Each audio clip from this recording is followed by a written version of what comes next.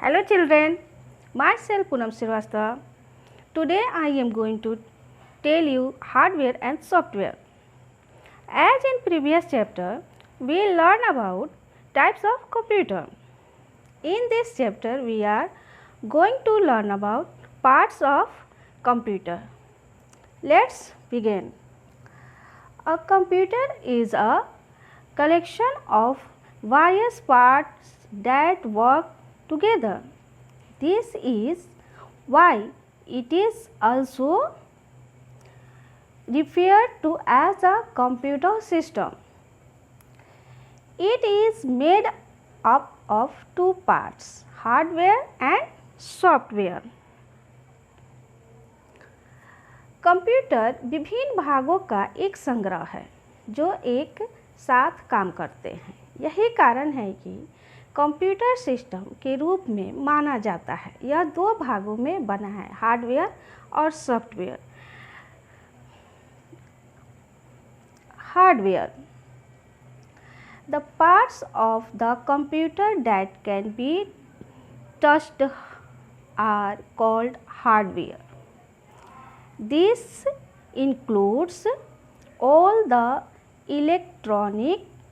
electrical and mechanical components of the computer. They may be present outside or inside the computer.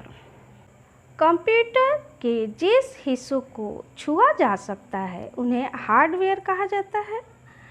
इसमें computer के सभी electrical और mechanical घटक शामिल हैं जो वे कंप्यूटर के बाहर या अंदर मौजूद हो सकते हैं। कीबोर्ड,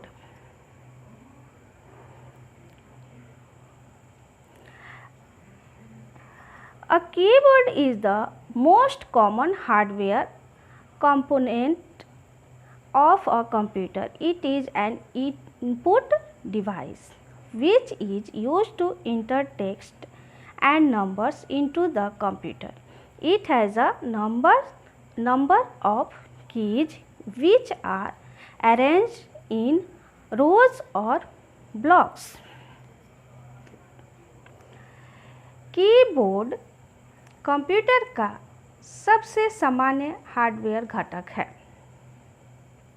यह एक इनपुट डिवाइस है जिसका इस्तेमाल कंप्यूटर में टेक्स्ट और नंबर डालने के लिए किया जाता है। इसमें कई कुंजियाँ यानी कीज होती हैं जो पंक्तियों या ब्लॉकों में व्यवस्थित होती हैं। ठीक है।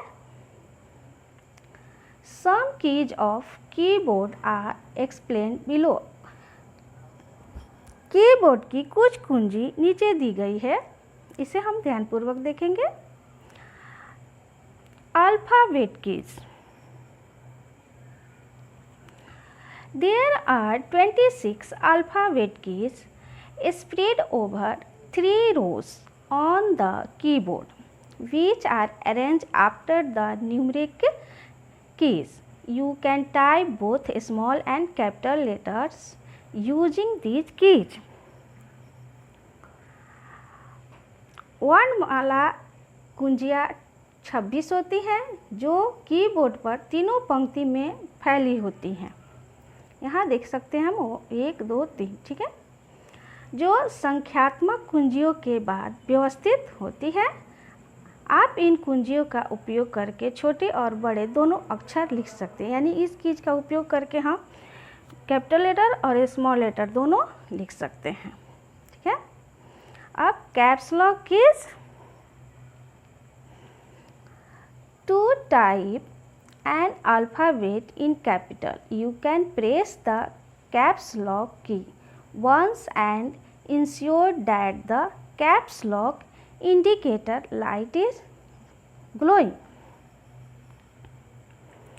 कैप्स लॉक की जो है वो कैपिटल में वर्णमाला टाइप करने के लिए आप एक बार कैप्स लॉक की दबा सकते हैं और यह सुनिश्चित कर सकते हैं कि कैप लॉक इंडिकेटर लाइट चमक रही है। कर्सर से पहले आप बैक स्पेस कुंजी का उपयोग कर सकते हैं। यहाँ कैप्स लॉक कीज जो होती है, हम जब दबाते हैं तो वहाँ ग्रीन कलर का लाइट कीज पे कैप्स लॉक के बगल में चमकने लगती है, तो उससे पता चल जाता है कि अब हम बड़े अक्षर में लिख सकते हैं, ठीक, टाइप कर सकते हैं। Back space and delete key. To delete a letter or word before the cursor you can use the back space. To delete a letter or word after the cursor you can use the delete key. Back space और delete key किसी अक्षर या शब्द को हटाने के लिए, cursor के बाद किसी अक्षर या शब्दों को हटाने के लिए आप डिलीट की का उपयोग कर सकते हैं। Inter key. This key is use to move the cursor to the next line. इस कुंजी का उपयोग कर्सर को अगली लाइन में ले जाने के लिए किया जाता है। Arrow keys. The arrow keys are use to move the cursor on the screen in any one of the 4 direction, up, down, left or right। Arrow की का उपयोग स्क्रीन पर कर्सर को चारों दिशाओं में किसी एक के ऊपर ले जाने के लिए किया जाता है, अर्थात ऊपर, नीचे, दाएं, बाएं। स्पेस बार की। Space bar key is use to move the cursor ahead by one space. It gives a space between two words, numbers or letters. It is the longest key on the keyboard. Space bar की का उपयोग अंतरिक्ष द्वारा cursor को आगे बढ़ाने के लिए किया जाता है, या दो शब्दों, संख्याओं या अक्षरों के बीच जगह देता है। यह कीबोर्ड का सबसे लंबी की है। Shift key. Shift key is used with other keys for different purpose. We also press it with a letter to type it in uppercase. We also press it with number keys to type the symbols made on them. Shift की का उपयोग विभिन्न उद्देश्यों के लिए अन्य कुंजी के साथ किया जाता है।